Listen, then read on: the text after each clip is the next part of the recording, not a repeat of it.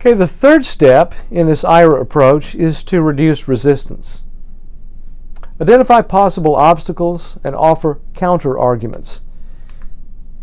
If you can anticipate the problems, say someone's resistance to buying your product or giving to your cause or speaking to your group, whatever that might be, then you can even deal with those arguments offhand. We found a way to subordinate the bad news by saying, although we don't have an honorarium or we can't provide you with payment for this, then you start talking about what you can do. It's almost like you're dismissing that obstacle. But you need to know what those obstacles might be and anticipate those. Demonstrate your credibility by being knowledgeable. That is, knowledgeable about this person. If you're asking someone to come speak, knowing what their experiences are and why it is that you particularly want that person to speak.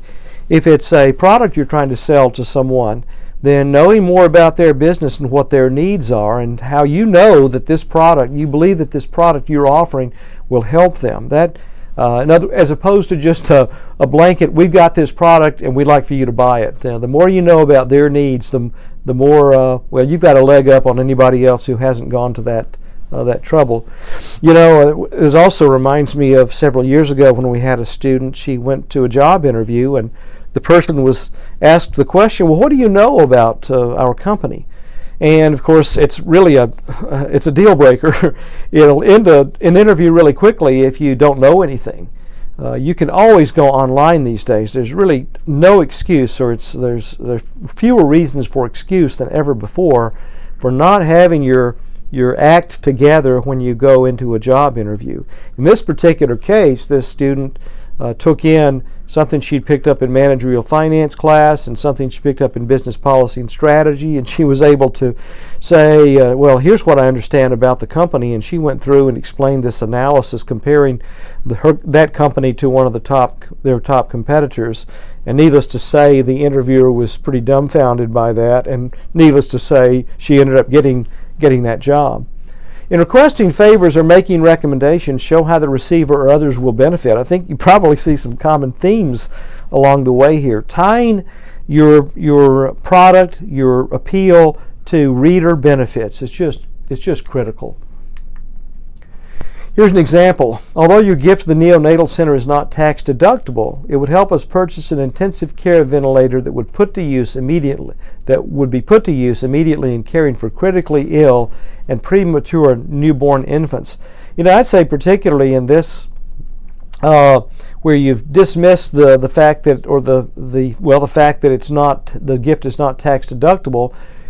Certainly, if you could, let's say you're talking to someone who has an expressed interest in what your organization does. You can then tie it in and say it would help, not just it would help us purchase an intensive care. Somewhere you could work in there that you know that these things are important to them, to the reader, how it would make them, if you can tie this into how it would make them feel, or some personal goal of that person, some stated purpose or intention or desire that person has expressed, would help you make it even more personal. And finally, motivating action. Ask for specific action confidently. By this time, hopefully in your message, you've won them over. And ask for something specific. I think there more times than not that you hear stories about someone who goes in to ask a wealthy person for gifts, and they ask too small. Or they leave it up for grabs. I'm thinking about a particular instance here I can't share with you at this time, where the person asked for something, maybe $5,000, and found later that person would have given $20,000 had they been asked. And so you make sure that you have a good idea of what's legitimate and appropriate to ask for, and ask for that amount. The more specific you can be, the better. Include an end date or a deadline if it's appropriate. Let's say if you have a matching gift opportunity. Someone has said, I heard on NPR the other day as I was driving home from school, that they were having a phone-a-thon or raising funds. It seems like they do that 90% of the time. And they were saying until 5 o'clock today, every dollar you donate will be matched 2-for-1 by an anonymous donor. So, you give $500, this other donor is committed to throwing in $1,000 on top of that. And so those deadlines, if they exist, are very appropriate. If you're asking someone to come speak for a particular event that's, say, a month away, then you probably want to give them only a couple of days to look at their calendar and make that decision. For the most part, you're not going to generally ask them to tell you today, but give them a couple of days or to the end of the week. And as I've mentioned to you before, I would oftentimes add, if it's an email appeal, I would say, I'm going to call you tomorrow just to see if you have any other questions and to check in to make sure that you've received the email. That to me is a good way to prompt someone to make a decision, and it makes sure that they actually saw your message. Repeat a key benefit. Again, we're trying to be positive at the end. Please, for example, please respond by May 1st so we may add your photograph to our announcement. So tie it into a reader benefit. Here's an ineffective, persuasive invitation. This is an invitation I encourage you to go through. And what I will do on the test is give you something like this. Generally speaking, I don't ask you to rewrite a letter. Want you to do that, having you do that some for homework assignments, but when you've got more time. But I'll ask you to look at this and say, okay, identify 5 weaknesses in this. Sometimes I might ask, identify 5 problems and explain how you would resolve it. How would you fix things? And so what you would want to do, I think, is refer back to, for instance, this IRA approach here, and see how, for instance, this persuasive appeal here follows that. You want to gain their attention. You want them, after gaining the attention, you want to give the reasons. You want to build interest. That's the one. Build interest. You want to reduce resistance. I'm trying to think back through the slides, and I'm distracted, I'm afraid, at the time. And then finally, at the end, you want to make your appeal, make your request known. And so I encourage you to read through this, see if you can develop, identify 5 weaknesses. I'm sure there are 5 that are in there. And make sure, by the way, that yours are not just, that the weaknesses that you identify are really ones that show up in this chapter. That is, that there are problems that are of structure, the failure to follow the overall approach, the indirect approach in this case, as opposed to maybe a simple word or 2 here and there that you would change. Look for ones that really are, let's say, specific to that we've talked about in this chapter. Now, here's some critical thinking questions. These are good questions too, but because of the form, I'm not going to walk through these messages with you, or these questions with you. You've got an improved persuasive invitation here. This is a revised version of that letter that you might benefit from looking at. Anyway, I'm going to move forward in the notes here. Writing complaint letters. Of course, complaint letters are a form of persuasion, unless in fact you just want to vent. That's one of the things I mentioned in class. Ask yourself, what does success look like? And I've had very often, most semesters in the past, had students write a letter to Dr. Thompson or to President Williams or someone, explaining, or let's say trying to make an appeal to improve chapel. You've got some ideas of how you would like to improve chapel, and what I want you to do is, or we'll have students do, is to write it, but keep in mind that it's a persuasive one. You have to think about, what would you really like to see changed? And to do that, you of course have to think about what's realistic.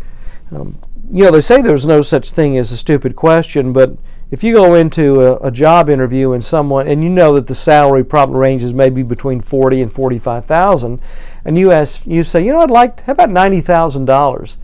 They're going to simply write you off.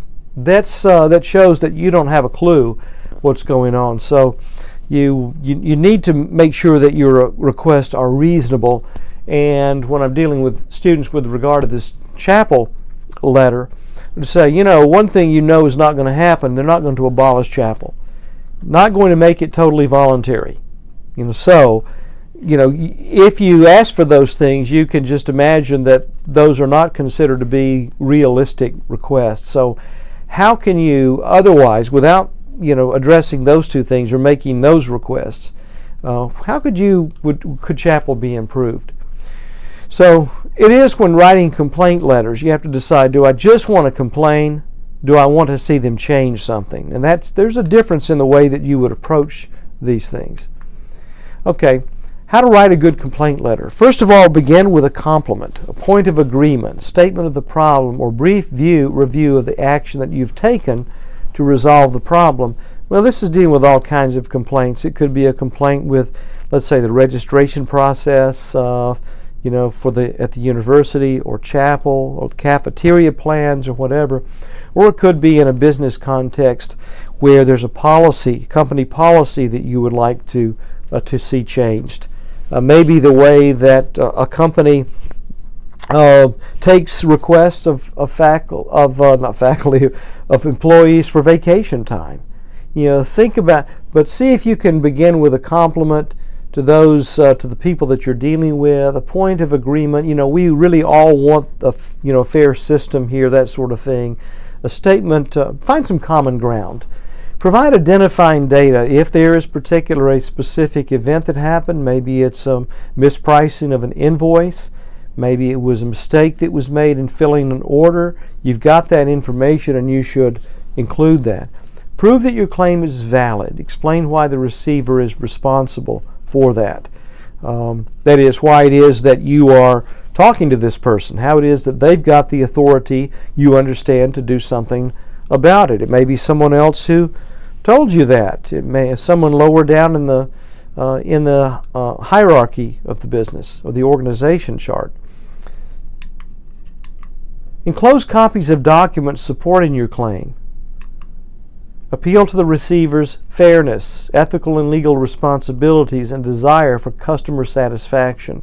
Appeal to the highest motives as you can. And I would say be very careful about making threats about legal action. As I mentioned in class, there are a number of companies that have a policy. If you've got a customer, if you've got an employee, if you've got a supplier, whoever it is, just somebody from the public, and they start talking about taking legal action, I'm going to sue you for blah, blah, blah. They've been told, I can't, you've played that card, I cannot help you any further. I have to refer you to our in-house legal counsel. So, it's true in anything. Don't make threats that you're not prepared to back up. Don't threaten to quit unless you're ready to, if something doesn't happen, unless you're ready to do that. Otherwise, you come across as disingenuous and immature and somebody who's really lacks self-control and good sense. Describe your feelings and your disappointment, but avoid sounding angry, emotional, or irrational. This is interesting. It's fair to say about how embarrassed you were, maybe because a credit card that was found out it was valid was not accepted, or that a product that you had ordered, you reserved McDonald's Playland or something like that for your child's birthday. Everybody showed up, and whoever was in charge of that failed to write it down, and so that they double booked or something like that. You can talk about embarrassment. You can talk about even the law, that you lost a client, or that sort of thing. But avoid sounding overly emotional, irrational. It's one thing to describe feelings. It's another thing to sort of live them out again and become angry about it. Close by telling exactly what you want done. Use your words. Explain what it is that will, as best you can, if it's possible, what will make things right. Well, there you have it.